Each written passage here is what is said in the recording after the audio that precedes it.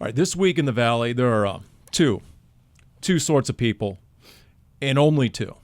There are those who run to the Phoenix Open, and there are those who run from the Phoenix Open. Dani, Sureck, Darren, Urban, you need to identify yourselves accordingly, because I used to be the former, now I'm most definitely the latter Paulie podcast. Dani, what says you? This year I am the latter. I've gone before, and it's a lot of fun. I didn't go last year, mostly because I was at the Super Bowl, and I don't really know that I want to tackle it the first year after all those changes when it was such a mess last year. So maybe next year will be my year. I've always been a from. Always. I didn't see you any of those videos from last year. I did, shirt off, sliding down the muddy hills in the driving rain. I've been there a few times to do work, but if I can avoid going out there for all of the above reasons, I do. I mean, I don't have any problem with the event. It's a lovely event. I just don't want to mess with it. It is amazing how it is a bucket list event for a lot of people around the country, around the world. I'm going to come out, I'm going to wait 17 hours in line to get into hole 16. I'm still bitter, to be honest, Paul, of the choice of my bosses way, way, way back in the day when for Super Bowl 30, the Steelers and the Cowboys were in town, and I was working for the East Valley Tribune newspaper. And because the Super Bowl was here, it was basically all hands on deck for the Super Bowl, except for Darren, who had to go cover the Phoenix Open. Now, Phil Mickelson won the event, so it wasn't that. At least there was that. Yep. But I wanted to cover the Super Bowl, and I didn't get to do it, and I was very bitter. Still bitter, clearly. You know what, Darren? I was there for that one. That one, I forget who he beat in the playoff hole, but they because he was such a local fan favorite, Phil Mickelson, that all the ASU frat boys were around the playoff hole, around the green, saying, "Noonan, miss it." And they were yelling. Whoever he was playing against, and I forget, it was very un-PGA worthy, put it that way. Oh, there's no question. But isn't that kind of what that's turned into over there? A couple years ago for the Super Bowl, my buddy showed up into town and woke up Saturday morning. He goes, "Hey, by the way, can you run me out to the Open? I got to meet a couple of clients." And I'm like, No, absolutely not. You have no idea you just don't run someone out to the Open on Saturday, a Super Bowl weekend. There's 250,000 people out there. Nope. Anyway, speaking of the Super Bowl, I'm glad you got that off your chest there, Paul. I don't know. Is the vibe washing over you, Dani? Look, I've refused to imbibe any of the hoopla, any of the palooza leading up to kickoff. I think I've been pretty good at resisting it so far. How about you? Have you started getting into the Super Bowl spirit, if you will? Well, what have you missed on Tuesday? Media. Well, the media day on Monday night. That's about it, Paul. Just all. I mean, we've had a week plus of build up. Sure. You say that now, and then what happens in a month when you don't have football? Well, maybe I come to regret it. I don't know. I just like yes and no. I absorb some of the stuff. I'm not like going crazy and reading 10 articles a day or going out of my way to find stuff. But if it shows up on my Twitter feed, I'll watch it. Anything stand out about some of these prop bets that we've seen out there? I do find those intriguing. I mean, at least the prop bets are new and innovative, and we don't feel like we've been there and done that with some of the various prop bets that we have seen. Anything stand out to you guys? Because I've seen different listings about different prop bets. The usuals, you can go for the coin toss, obviously, right? The length in the national anthem. The over-under is right at 2 minutes. So at 2 minutes. Who was singing the national anthem? If I can read this handwriting, John Batiste. Okay. Didn't he play center for the ASU Sun? Gatorade color, that's a good one. That is a good one. By the way, I can't bet, but if I was betting, I would go with orange, which has the 5th longest odds. Really? Orange. Why would you go orange? They put purple, yellow, green, lime, red, and pink ahead of orange? That's preposterous. Based on 20 years on the sideline, I would go on with orange as someone who does walk over to the Gatorade table and help himself. Interesting. In key moments during the game. And both sidelines have the same color, we think? These are questions I have. Will Travis Kelce propose to Taylor Swift post-game? I'm guessing no. You want the longest odds? Will an offensive lineman score a touchdown? Jonah Williams says, I would never. 40,000 to 1 on that. Wow. How about that? Put $1 down. That is not legitimate betting advice. Please don't take that the wrong way. That was a joke. Halftime, Kendrick Lamar. What do you think the Ooh, over? that is something I'm interested in. Okay, Okay. now I'm intrigued. All right, so Dani, here you go. Over under 10.5 songs. 10.5. 10 and How a long is half? halftime? They make it longer. It's probably, 14 Okay, minutes? so are we counting? Okay, but here's the thing. At Super Bowl concerts, oftentimes these artists do like a medley. Well, that's like a typical concert. Okay, well... Okay, we go to different concerts. It's not uncommon where you don't sing the full song. Right, but like I feel like almost all the songs are medley. So like if they say 10.5 songs, so we're just I don't mentioning think it'll. 10.5 I don't think songs? it'll be 10.5. I think that will be under. I am very excited though on what he's going to open with because he's got some great options. That's what I'm excited for. I think it's going to be a spectacular halftime performance. Will he wear a hoodie? That's another prop bet. Will he? Ooh, I'm going to say no. I think he's going to be a little more stylish than that.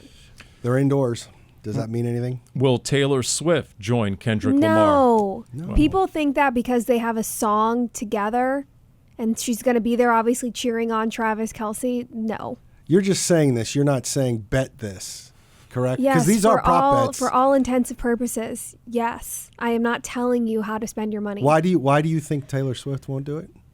Because she's there as a guest.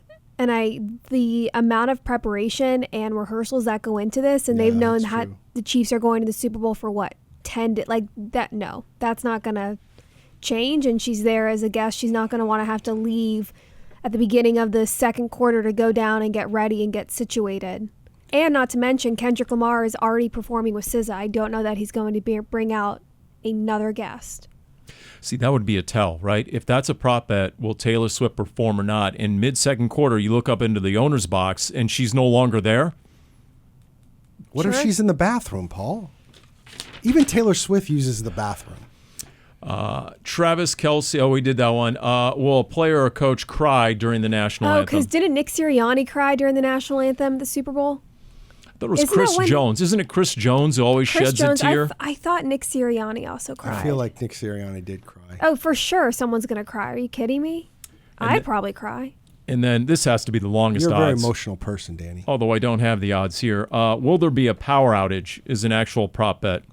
Interesting. Well, that's Wouldn't because that be the more last of a time it was in New conspiracy Orleans, theory? there was a power outage. Right. Which, by the way, Which Ray Lewis still doesn't I don't believe have was it, legit. but there is a fantastic AP photo, which I may show to the cameras later when I have a chance to look, that I took when the 49ers and Ravens were at the Super Bowl, and it's with the power outage, Okay. and it's this cool shot for kind of down low on a sideline, like the photographer crouches down, and they're all waiting to play, and it's the back of I think it was Colin Kaepernick or one of the 49ers. But who's right next to him in the back, and I can tell from just the back? Mark Dalton. It's Fox with the Super Bowl this year, right? It It's is. Tom Brady, A prop bet should be if they're going to have Cafe du Monde beignets on pregame desk on their show, because that would be a guess in New Orleans. Okay. Yeah, because Tom Brady, right, is going to be on How the many call. times are they going to mention Yep. his Super Bowl rings? Sure. And while we're at it, before we get into the actual football side of this, they rated, I guess, the best Super Bowl watch party foods. They rate everything. The top 5 Super Bowl snacks. This is for the state of Arizona, by the way. Chips and dip 1, sandwiches 2, fries 3, burgers 4, chili 5. Huh. And then the top 5 dips: salsa, hummus, bean dip, ranch. Number 5, guacamole.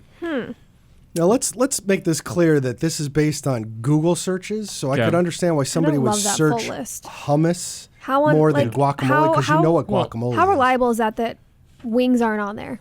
Like that tells me that this is not a reliable list. No, you're right. It's probably Buffalo chicken dip is not one of the top 5 dips. You're telling me No, hummus it and wasn't bean a- dip it was, is? I think that was in the top 10, but I don't. Yeah, I don't buy it. Why would you Google search ranch, right? I mean, if you're going to Google search something, it would be something you have to make, like a recipe, like People guacamole. make ranch. You My make son ranch? makes his homemade ranch. Yeah, Oh, really? he makes it with Greek yogurt, so it's a little bit better for you. I see. By the Okay. way, here's that photo of Mark Dalton. Don't ever say you don't learn anything on Cardinals Underground, brought to you by Pacific Office Automation. Yep, there you go. See, that's that's good. Yep. Mark Dalton in the middle of things again. Yeah. He's the VP of Media Relations, by the way. Well, he's gonna be busy this offseason based on all the speculation about what the Cardinals may or may not do in terms of trades, all the reports out there with the coaching changes.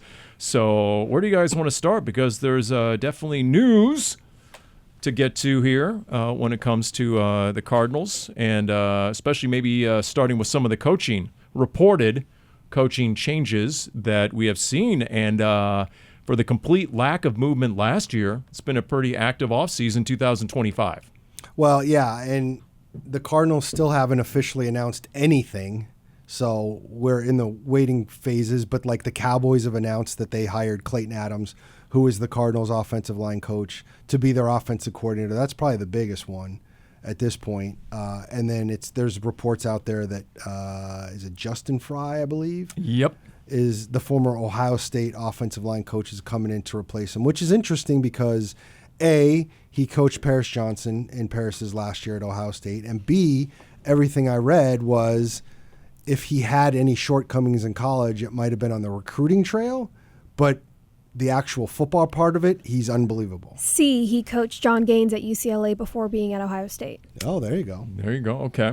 All right. So there's that. We did see how Sam Seifkus was announced as a new defensive coordinator at Virginia Tech, and so reports say he was the inside linebackers coach for the Cardinals. Reports say the new inside linebackers coach, Christian Garcia, who was assistant DB coach at Dallas. So that's on the radar. That's an interesting that will be an interesting room to play out when you look at the amount of free agents in that room and bringing in a new position coach. Now, you still have consistency with your defensive coordinator, Nick Rawlis, and with head coach Jonathan Gannon, and that is crucial. But you have a lot of free agents, and the biggest name in that room is Kaiser White, the quarterback of the defense who wears the green dot and calls it. So now you're adding in some changes, and it's not the only coaching change on the defensive side of the ball. It is going to be interesting to see how that pans out. Yeah, speaking of the defensive side of the ball, reports say the Cardinals have parted ways with Derek LeBlanc, the D-line coach, and then they have hired a 27-year-old who was a former teammate of Nick Rawlis at the University of Minnesota, where he started 36 games as a D-lineman and was recently promoted to assistant head coach with the Minnesota Golden Gophers. That's according to CBS. And if you notice, I haven't pronounced his name yet. Don't ask me. So, Darren, come on now. We need you to go down swinging. Defensive line coach, Winston. Go ahead, give it a shot. Broadcast professional, Dani Sureck. All right. You just called out Darren. No, Nerves of steel, give it a shot. No idea. There's a lot of letters. There's a lot of vowels in this one. Since no one's going to play along with my reindeer games, I guess we'll just go to the coach himself with his own pronunciation. Winston Delatibadere III, defensive end, Baltimore, Maryland. One more time. He's no longer a defensive end, just to make sure everybody understands. Right. He's a coach now. He's now the coach of the defensive line. One more time, because I this is going to take some practice and repetition. The new D-line coach is? Winston Delatibadere III. Okay. Delatibadere. All right, there we go. So there's that one. And then as of today, Spencer Whipple, longtime Cardinals assistant coach going back to the Cliff Kingsbury days, has reportedly been named the QB coach of the Jacksonville Jaguars. Well, he'll rejoin Liam Cohen, who he worked with at UMass 2014-2015. So, yes, some moving parts on the coaching staff here in the offseason. I'm not particularly super surprised. Obviously, it's nice that some of those guys get a chance to move up in their careers and do different things. And as Jonathan Gannon said at the end of the season, he was talking in terms of Drew Petzing interviewing with the Bears head coaching job, and obviously Drew's not going anywhere. But he said, you always have plans in case any of these guys are leaving. You always have a ready list. So obviously they've already, it looks like, again, not officially, but it looks like they've hired a certain number of guys already. I would assume that would be finalized sooner rather than later. We're only a couple weeks out from the combine, and I'm sure they're going to have everything together soon. But again, one of the things that you hope for is continuity, and you battle that continuity versus fresh blood, and how might that help you as a team? And look, when you win, and the Cardinals did win, right, more than they won in their first year as a coaching staff, then you start to garner attention. You start to reap the rewards of that personally in your career. When you can point to when you're Clayton Adams, right? You got a Dallas team that was near dead last in running the ball, and Clayton Adams can say, hey, 2 straight years we've been number 2 in yards per carry, as an offense. And you can point to that, and you can point to, I spent a season in college at Colorado as an offensive coordinator. Boom, all right, you build your case, and now all of a sudden there you are, and he is the offensive coordinator for the Dallas Cowboys. How about that? By the way, speaking of assistants, we know that Drew Petzing and Israel Wolfork, the QB's coach, both interviewed with the Bears, right?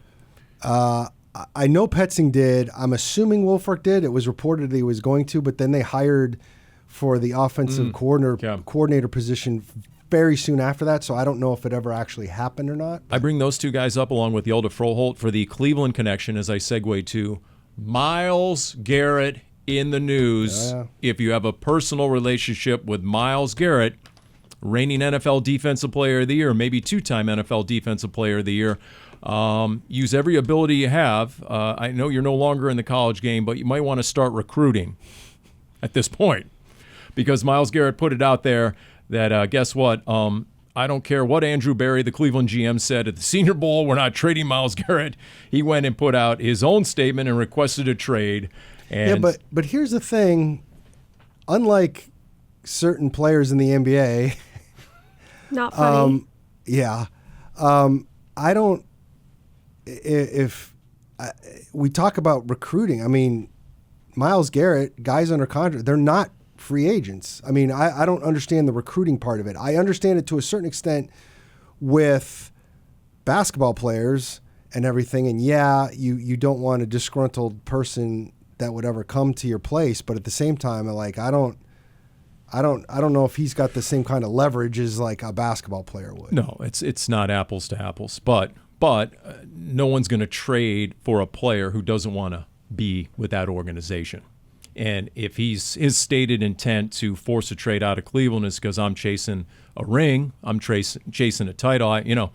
Cleveland to Canton is great, but I want to, unlike Cam Newton, I do value a world championship. And so but if you truly want to be traded, and this goes for any player, if you truly want to be traded, you can't be closing doors like that as much, because here's the big problem with Cleveland. If they deal Myles Garrett, is it puts them, they're already in kind of a salary cap hell. They're even in more of a salary cap hell if they deal him. So just logistically, regardless of who he might go to, it's a problem. And it probably doesn't behoove the Browns to do it. And don't forget, it's always about the business of ball as well. He has no more guaranteed money on his deal. Well, I understand, Darren, your point of it wouldn't behoove the Browns, but what's the alternative? Myles Garrett won't play. No, he will play. You think so? Absolutely he will. I don't know. No guaranteed money? You don't think he'd sit out? He'd hold out? If he holds out, just because he has no guaranteed money doesn't mean he doesn't get paid unless he holds out. You think Hassan Reddick did a really good job by costing himself $10, $15 million this year? Where did it get him? It didn't get him anywhere. And Myles Garrett ain't 25. He's 29. Still one of the best players in the league. I don't see him holding out. It makes no sense. I don't see the Browns not trading him. When a player of that caliber comes out and says, I want to be traded, and more times than not, they end up getting traded. He said he doesn't want to go through another rebuild, and can't blame him. The holy cannoli stat on the Cleveland Browns, since 1999, they have had 40 starting quarterbacks. When Bailey Zappi started late this season, the 40th different starting quarterback since 1999. Wake me up when the Browns are not in a rebuilding era. Right. And they're picking number 2 overall. And they earned it, put it that way. It's by the way, NFL.com says the Arizona Cardinals are one of the 9 best team fits for Myles Garrett. Lions, Washington, Cardinals, Bears, Packers, Eagles, Chargers, Pats, and Falcons. So, I mean, if it's on NFL.com and one of their lists, 9 best team fits, okay, apparently the Cardinals are in play for Myles Garrett. A player of that according to the betting market. Look, a player of that caliber, I don't care if you use a rotation at that position.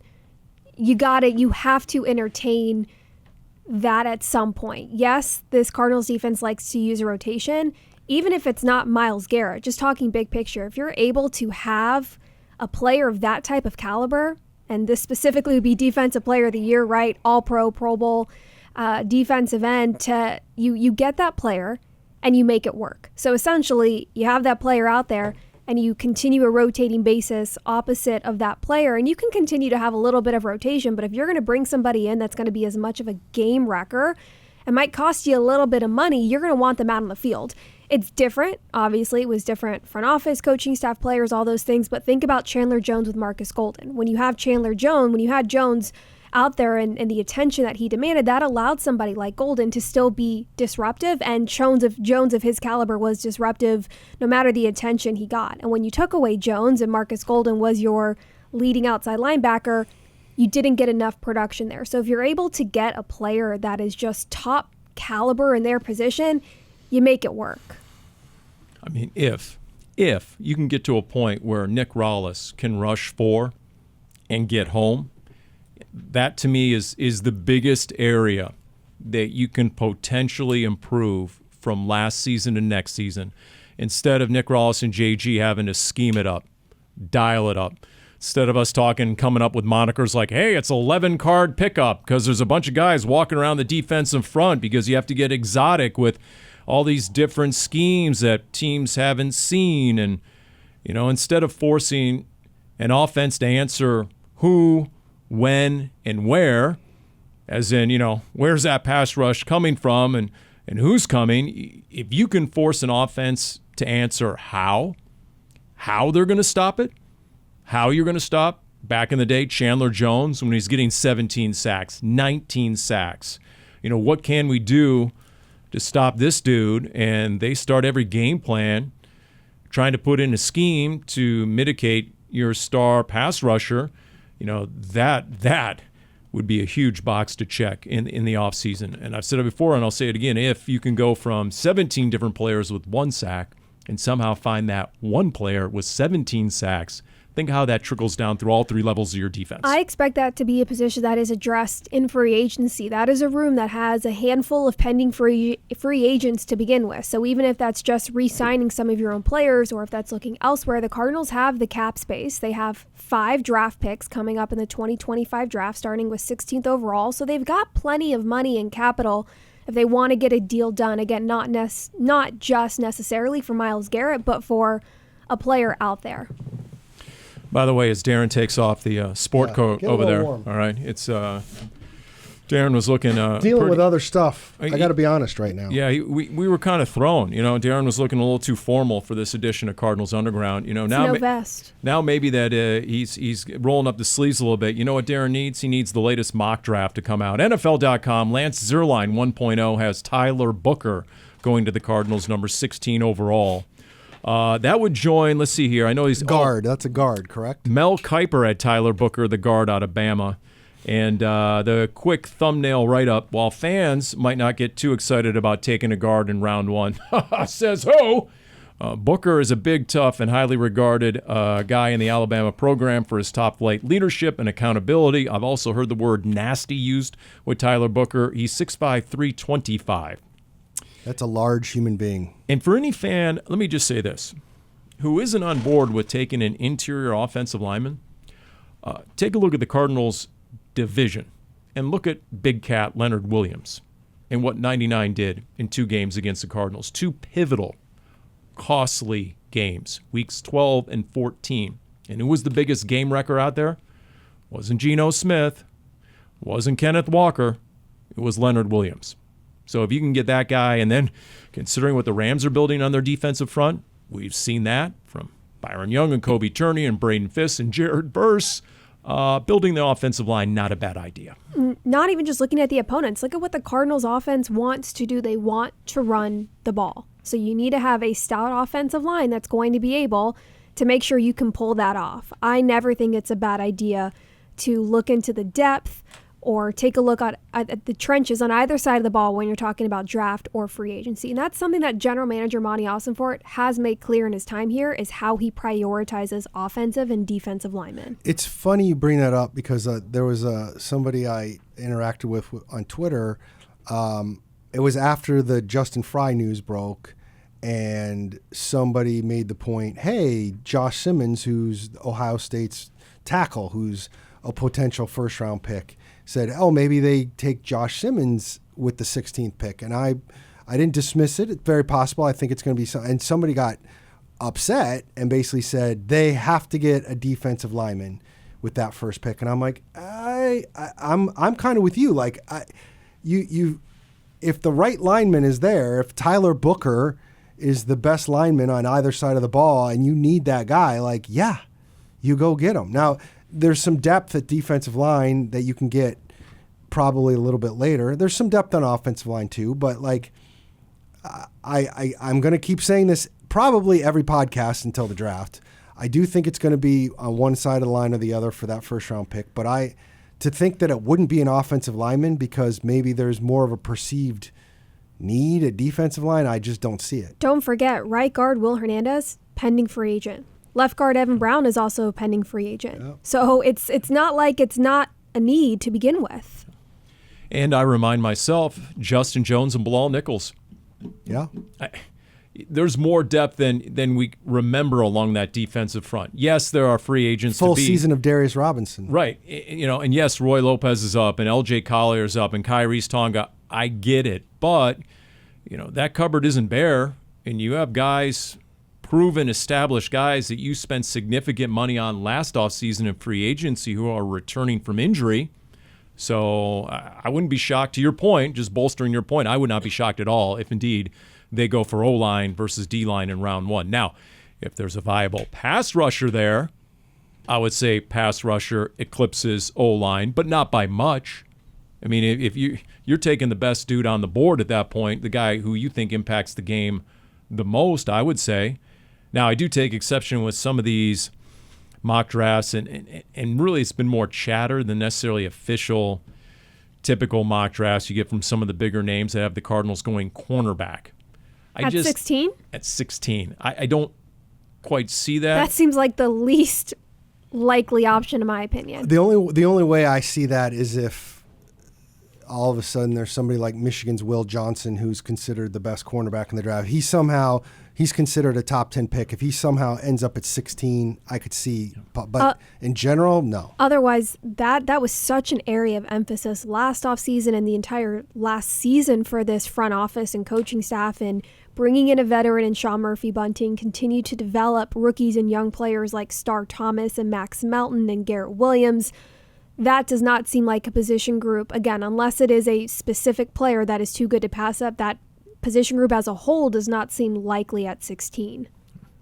I mean, I'm not dismissing the value of a corner. Like, look at the Eagles and look at the difference in their defense from a year ago. You could easily point immediately to Quinion Mitchell and Cooper DeJean, the two starting rookie corners in their backfield. They already had a front seven that was, oh, by the way, Zach Bond, who came out of nowhere. No, that's true. To be one of the best middle linebackers in the league. Like, you need a little luck. By the way, Ron Wolfley's not going to like this, but one storyline that's been getting a lot of play at Super Bowl 59 is the fact that Nick Sirianni runs an ultra-easy training camp.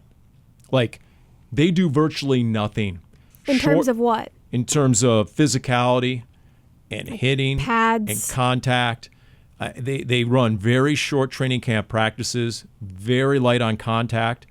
And I bring that up because there's been a lot of play. And the NFL is a copycat league. The Eagles are mostly healthy, very healthy, in the Super Bowl. And a team like the Lions, who run very physical training camps, very physical practices, who are loaded with talent, but went into that playoff game with, 18 different players on injured reserve? So I would say, and once again, Wolf doesn't want to hear this, but I'd say we're going to continue to trend towards much easier training camps and preseasons, and the month of August will get less and less demanding and physically taxing For the than ever. players, For the not players. for us. Is that not No, something you could see as a cycle? Darren, it's not always about you. I'm Is talking that about something always you could see as a cycle of teams if they want to copy what the Eagles have done, and you have a lighter training camp, and then the next couple years, think of Cliff Kingsbury's last year when Vance Joseph was defensive coordinator, and Isaiah Simmons after that first game against the Chiefs. Remember when he came and said that the defense hadn't played together because they had a light training camp. True. And that was part of I understand that of you're trying to find reason, and if there's correlation, that to me is something that is always going to be a cycle of teams ebbing and flowing, of a lighter training camp to try and stay healthy, and then you're fighting the fact that you're starting the season off and you don't have a lot of continuity or maybe even camaraderie, communication, whatever that might be. And I just see that as something that's going to ebb and flow. Well, and then I'm also in the camp of, is there correlation?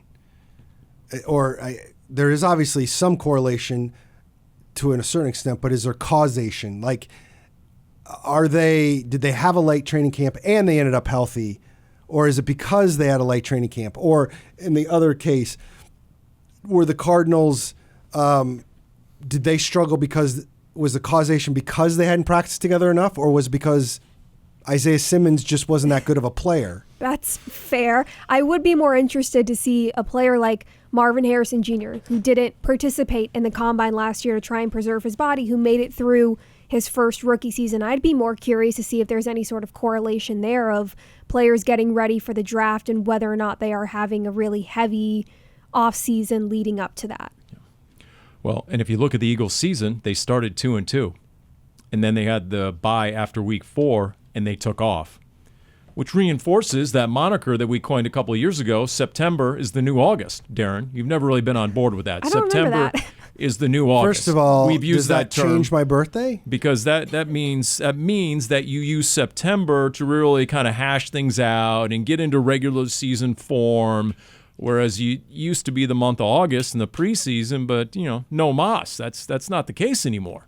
A lot of these teams use September, especially in a 17-game season, which, by the way, does seem like it'll be tracking for 18 in the not-too-distant future. Roger Goodell talking to the media, his annual Super Bowl press conference, and saying he has had informal discussions with the NFLPA about adding another regular season game. That could be the same quote you read me from 5 years ago, Paul. Dani, it's not He is 5, set. maybe 2, maybe He 2 is years ago. Set on an 18-game Oh, he season. is. Every Oh, yeah. team's going to end up having an international game. The question, though, is does that guarantee 2 bye weeks for every team during the season? Okay. All right. We got this two-man game going right now because in international games, Roger Goodell, Raj, I like to call him Raj. I've interviewed him twice the last 18 months. Quote, "We do think that 16 games per season is something that is realistic in terms of international games as a league. 16 per season, which would speak to every team would have one international game, and that would seem to result in a second bye. That's the popular thinking. Now, what's surprising to me, the only little nugget in here that I found interesting was most people seem to think it would be effective 2026, but the speculation is because the NFL has its Super Bowl schedule set through 26, 2027 would be the earliest you would go to 18 games. It still cracks me up. I know they want to go to 18 games. Don't get me wrong. And by the way, Darren, they cited that concussions were down 17% in 2024. So because of, the latest in equipment and training and offseason and preseason that, players are able to handle this now. They're equipped for this and concussions are going down. I'm not even going to get into the argument over people being healthy enough. What I don't understand is if you want every team to have an international game, it just seems so obvious that you have a 17-game season. Then everybody has 8 home games, 8 away games, and 1 international game. And if you add an 18 game, then you're just back to this whole cluster fudge that you already got. Yeah, but see, here's the difference, is you're considering preseason football. Even Roger Goodell admits preseason football ain't NFL caliber football. He literally said this week, people want more football. That's why we would like to go to 18 regular season games. And 2 preseason games? Correct. Still 20 total, but he wants 18 See, more football, more better, so to speak, is what the commission is saying. By the way, they said they may not get to 8 international games this year. That was the benchmark, or at least the goal, 8 international games, 2025. And there's already 5 in the books, 3 in London, Madrid, Berlin, tick-tock, Arizona Cardinals, maybe, just maybe. Now recent reports have linked the Steelers to playing in Ireland and a long-term partnership in Brazil. So those might be the other 2 international games this year. And reports have leaked about the Rams and Eagles playing in 26 in Australia, which Jeffrey Lurie did not deny.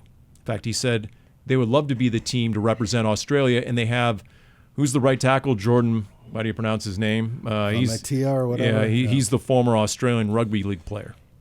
That's a long flight. Although if you got to make that flight, there's no better way than a team charter. Yeah. Well, you know what? And if you're on that team charter, then you might want to entertain yourself with yet another edition of what JG calls and what we have adapted into here on Cardinals Underground every week, winning behavior. I see you. Let's go. Can you display winning behavior? You have to consistently display winning behavior. That's winning behavior. You got to define what winning behavior is and hold people to that standard. Yes. You know what?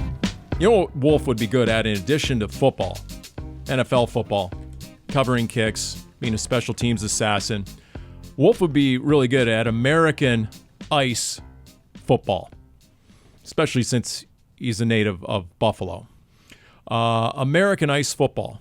Are you guys familiar with this at all? Had you ever heard of this prior to Cardinals Underground? Because if you haven't, apparently it's all the rage in Germany.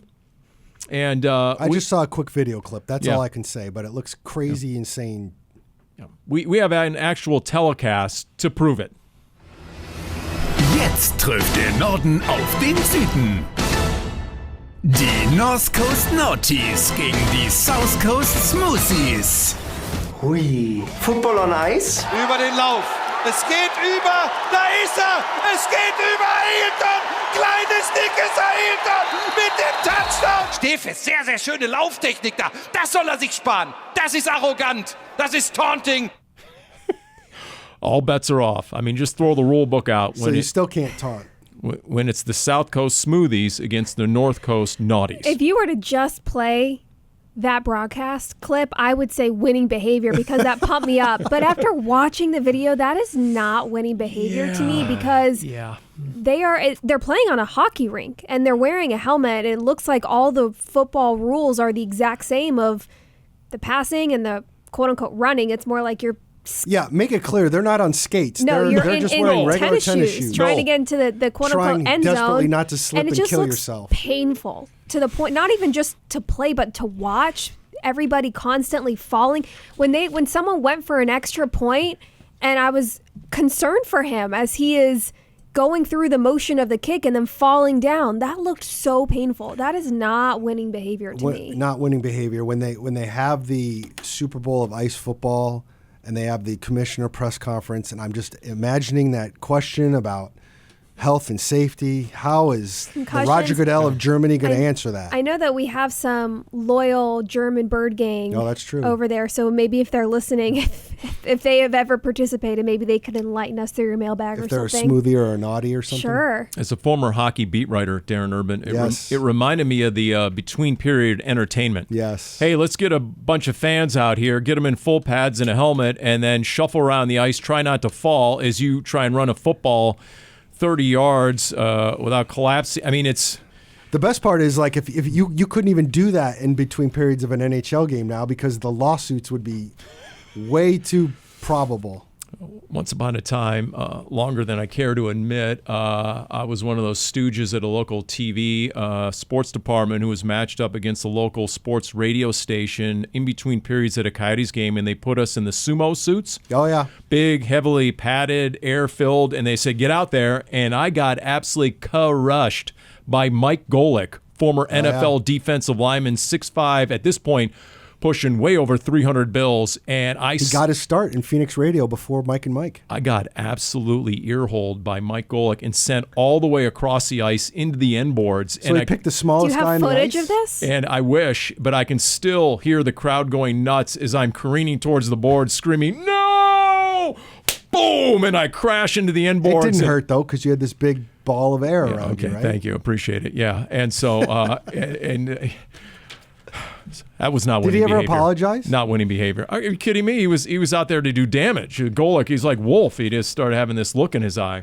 That's true. You're not going to bring up the Luka Doncic trade as winning behavior or not, right? We're not going to talk about that. We don't have to talk about it. If you're a Mavs fan and you got word, or shall I say got wind of the Luka trade, maybe you would be like going to see the this flower that what is it again? This flower, the corpse flower. The corpse flower, and once again we have audio to prove that there is meaning in the name. We're standing here in the aquatic house at Brooklyn Botanic Garden, and we're here because our Amorphophallus gigas has decided to bloom for the first time. It smells like feet, cheese, and rotten meat. It really smells like a rotting corpse.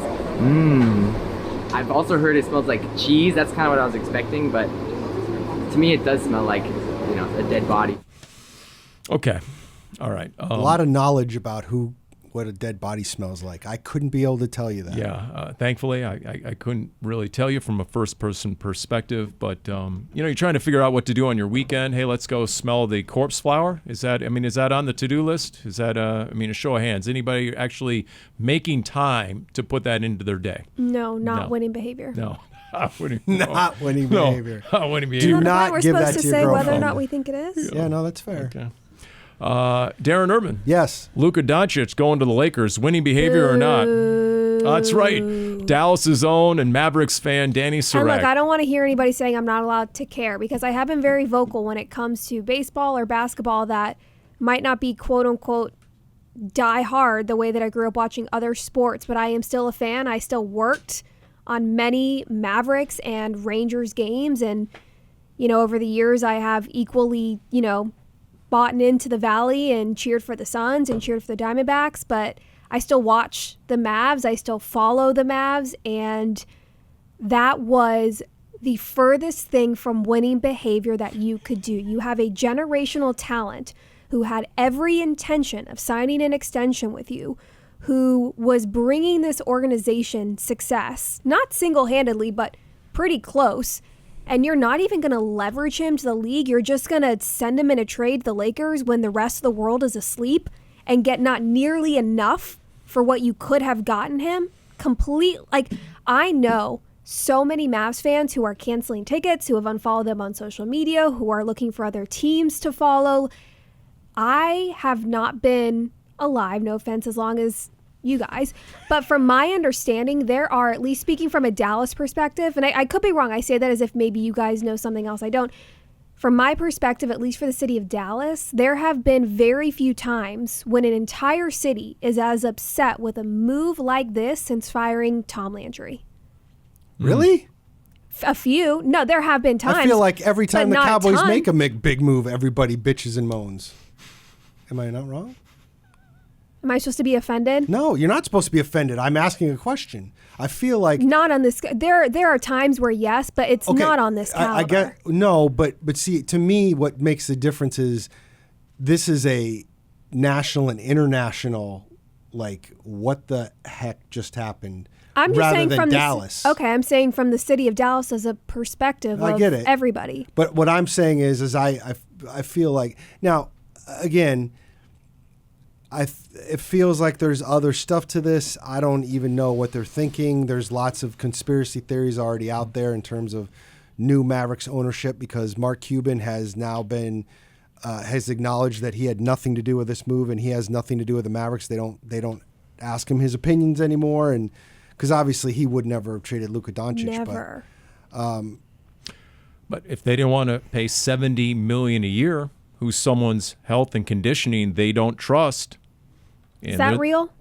See, that's the question. Is that real? Is that or is that just something excuse? you're just saying when it's other things behind closed doors? If he's really close to 270, And that video, of Michael Finley taking the beer out of his hand after celebrating the playoff win. I mean, if there's how many different analysts, Charles Barkley and others have speculated, well, the Mavs must know something. Well, let me ask the you rest this of question. us do not. If Charles Barkley was playing today, would you give him a big contract in his prime? Because it was the exact same kind of thing. Sure. And you know what? I brought this up because I was on with Wolf, and I brought this up. If you remember when Charles Barkley got traded from the Suns to the Rockets, what Jerry Colangelo said, he was sick and tired of watching that brand of ball, which was iso ball, which was Charles pounding the ball and 8 other guys standing around. Guess what? Luka is not the same player he was 5 years ago. When Luka came into the league, he was Magic Johnson. He was creative. He was a playmaker. He had unbelievable court vision. Now he whines and gripes and grouses, and all he does is try and pine for the next call. And it's kind of miserable to watch at times, not to mention he plays zero defense. Sure. It is twofold, though, of what kind of leverage were the Mavs even trying to get? And it's you're getting Anthony Davis, and that's not a bad player, but it's an older player who you could argue is either past or on the back end of his prime, who is considered brittle, maybe, right? He's not reliable from a health standpoint, and that's the person you're now going to try and build around. There's just it was a sad day. And look, it's not even just Mavs fans. It's like City of Dallas. I'm seeing all over my Twitter of like the amount of banners, not even just around American Airlines Center, outside, inside the airports and all over of all of these posters having to come down and get changed because the entire city was rallied around this player. Well, if you to kind of wheel it back to where our lane is a little bit, like, is there a guy that could get traded in the NFL right now is it Patrick Mahomes? Is he the only guy that would get traded right now? I mean, I don't even want to say Lamar Jackson because a couple of years ago, we all thought he might get traded. What about like a Josh Allen and you get Matthew Stafford? Well, again, like, at this point, I'm just talking from the standpoint of whether a guy would even get traded. I think that's a fair comparison. I've heard stuff like that where it's like you have a little bit of a younger player and we can get it. You can always talk about the details of the deal itself. Just the mere fact Luka getting traded, though, to me in itself is sad. a storyline. He had no idea, and it's just, it's sad to see. I'm not. It might be sad for Dallas fans. I tend just because it's not sad for you doesn't mean it can't be sad for me. No, I'm saying it can be. Where the hell is your problem here? Like I'm not saying you can't be sad. My point is I don't feel sad. I don't think. Luka can be sad, but like that's kind of the gig. Like you can get traded. The reason he just didn't think he was going to get traded. It was never that he couldn't get traded. He just didn't think he was going to get traded. The video of the fans carrying the coffin onto the Mavs home arena and putting it right in front of the entrance while they're playing. They're putting out the Dirk statue. And they're playing Wiz Khalifa, See You Again, which is the tribute from Fast and Furious to Paul Walker, right, who died in the car crash. And, that's actually an excellent segue, Paul, bringing up Fast and Furious. I just stepped into it here. One of our new segments. Really? Because I was gonna segue into the power poll of ineptitude, and I was going to. Oh, sure, go ahead. I was going to include the Mavs GM in the new and updated power poll of ineptitude. You guys ready for this? Yes. Okay, so number 5, Mavs GM Nico Harrison. Number 4, we actually have a new entrant, by the way. Darren, you might want to appreciate this. Andre Iguodala's number was retired by the Warriors. He was a one-time All-Star for the Denver Nuggets. Wilt Chamberlain, Rick Barry, Chris Mullin, and Andre Iguodala. So that's number 4. Tyreek Stevenson still holding strong at number 3 for his Hail Mary epic fail. Is he ever going to get out of there? The Endless Shrimp Red Lobster executive, when they filed for... Did we already bounce him or not? Yeah, because they have a new CEO who got rid of that. I guess I'm partial to that guy. I have him right now at number 2, and then Ray Gunn, still number 1, still waiting for someone to knock Ray Gunn off the top. I could have sworn Ray Gunn was taken off. Of the power poll of ineptitude. No, you need a new number 2. There. You know what? We had Netflix in there for all the buffering, and then 8 rounds of Jack with a Squat, with Mike and then Tyson. Mike Tyson's naked, rumpled, wrinkled rear. That was all. That was in there as well. Too much detail. And honestly, I had Mark McClune in here just for son's carriage issues, since he's the sports director at Channel 5. That's another story. Dani, we'll segue to you. Whoa, okay, that's a tough segue. It's not quite Wise Guys, so it's not going to be trivia, but it is a new segment called Getting Cultured with Dani. It is not just directed at Paul. Darren, you are included. Wait a minute. Okay. You didn't know about this? Look, I'm sorry. Does it just go getting cultured and automatically people think of, it must be at the expense of Paul? Am I the default uncultured Philistine around here? Is that what I am? Yes, but the reality is That's beside the point. I think it's fair to say that I am on social media and consume more pop culture than both of you combined. Yes, so Darren is still grouped into this. So this is not a quiz. This is simply to catch you both up on what you might have missed in pop culture For instance, from the previous she mentioned week. whoever Kendrick Lamar is going to be performing with, and I've SZA. never heard of that person. I have two teenagers at home. I think I'm being unfairly profiled, but go ahead. Just through osmosis, I do Here we glean go. a few things. So this first note of Getting Cultured was actually chosen with you in mind, Paul. So on Instagram recently, amidst all the Los Angeles wildfires, Vin Diesel posted Fast and Furious. Here we go. a picture, and in the caption said that his sister reached out to him requesting to film the rest of Fast X Part 2, which would be the 11th movie in that franchise. Yeah, don't do it, in Dom. LA. Don't do it, Dom. So here's what Vin Diesel said in response, quote, Los Angeles needs it now more than ever. Los Angeles is where Fast and Furious started filming 25 years ago, and now Fast will finally return home. That's great news for you. Well, that's great news for you. Okay. Trust tree. We're in the trust tree. Full disclosure, I only made it halfway through Fast X. I mean, yours truly, one of the biggest car enthusiasts on the planet, and I only made it halfway through the last one. It was so laughably awful. And so I'm hoping maybe in the name of Los Angeles, Vin Diesel, please bring back the early days of the series. I've never seen a second of that franchise. Speaking of the Super Bowl, which is coming up this weekend, Taylor Swift, girlfriend of Chiefs tight end Travis Kelce. I've heard of both of them. She grew up an Eagles fan, actually. Her dad was a diehard Eagles fan, although supposedly now he's big on the Chiefs, and there's no question there that who he's going to be cheering for. There is, though, you have to look at Travis's family. His brother, Jason, 13 years in Philly, one of the most decorated offensive linemen. His wife, though, Kylie Kelce, she bleeds Kelly Green. Huge Eagles fans where she grew up. So she will not be cheering for the Chiefs. She will be cheering for Travis as her brother-in-law, but cheering for the Eagles still. So keep because an eye on that. she's always been an Eagles fan, and not because all her money basically came from his and paycheck. that was all said on a podcast, which they all have a podcast. You know what because my everyone favorite has a podcast, she says, ironically, So- into a podcast microphone. So Bertrand Berry, former Pro Bowl pass rusher of the Arizona Cardinals, I always loved his story that his dad, he's from Texas, Bertrand's from Texas, and Bertrand hated the Cowboys. His dad loved the Cowboys. Even when his own son, B-Train, was playing for the Cardinals, his dad was still dressed in Cowboys gear cheering for the Cowboys. He never did flip, even in the name of his son during B-Train's playing career. You know, there's a little bit of me that respects that. You got to respect the loyalty. Yeah. Super Bowl halftime, Kendrick Lamar. Grammys were this past weekend. Did either of you watch at all? Did Bruno you? Okay. Mars and Lady Gaga. I saw that. Yeah. Okay. Yep. So Kendrick Lamar is performing with SZA at halftime. He won 5 Grammy Awards for his song "Not Like Us," which is so spectacular. Do you know the history of it? Yes. How it's a diss track? Do you know this, Paul? How it's a diss track to Drake, which is amazing because that song won 5 Grammys, which is the total number of Grammys Drake has won in his career.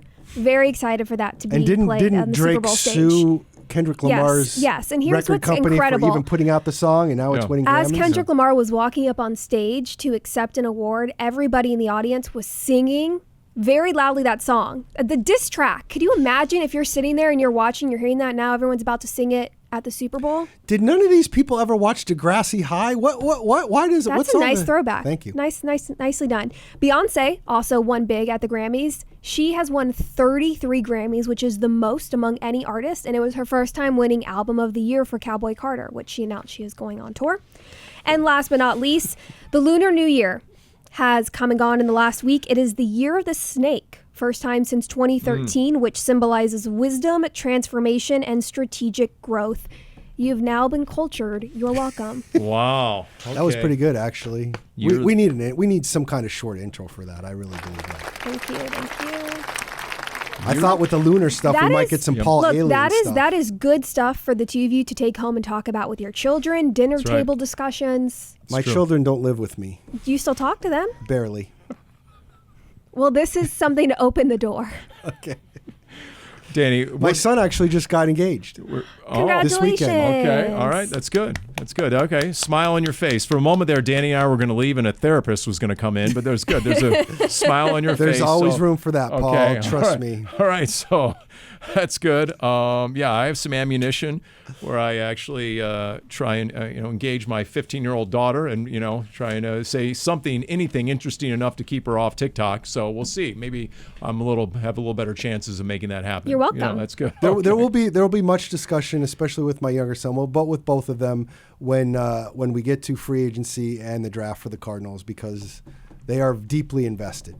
So some of that other stuff we were talking about earlier, they were definitely talking about. Well, if they're your offspring, they're going to have an opinion. So I'm guessing opinions fly in the urban household. Let me tell you something. My youngest son. Here we go. Every once in a while, he says a couple things, and I'm like, can you not be every single person that I want to block on Twitter in my own house? So maybe a little too strident in his opinion? Is that what you're saying? I'm like, come on, dude. Don't be that guy. Okay. There's always some nuance here. Yeah. All right. Well, I mean, if Pete Carroll can get a gig at age 73, and if he can hire Chip Kelly as his offensive coordinator for $6 million a year, I mean, you never quite know what's going to happen next. Are either of you cheering for a team in the Super Bowl, or are you just going to watch? I want the Eagles to lose.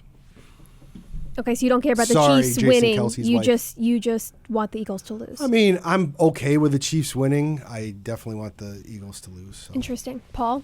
No, you can't have the three-peat. As someone who grew up watching Joe Montana, you just can't have it. Just can't have it. Just can't have. That's so interesting coming from you. Just I guess can't- you do have just Chiefs can't have it. fatigue. Just can't. Oh, I don't know. I'd like Abject. to dial it back for all the grief you get about the Cowboys stuff. How come we're not giving him more grief about the 49ers stuff? They're actually in the division. because I haven't really followed or cared about the 49ers for 30 years. But if Patrick Mahomes is going to come along and, break a Joe Montana record, well, now we've got beef, okay? So that's where I draw the line. Oh, that's nice. I don't have to explain what beef is to you on my next Getting Cultured. You're one step ahead. There we go. And that'll do it for this edition of Cardinals Underground, brought to you by Pacific Office Automation.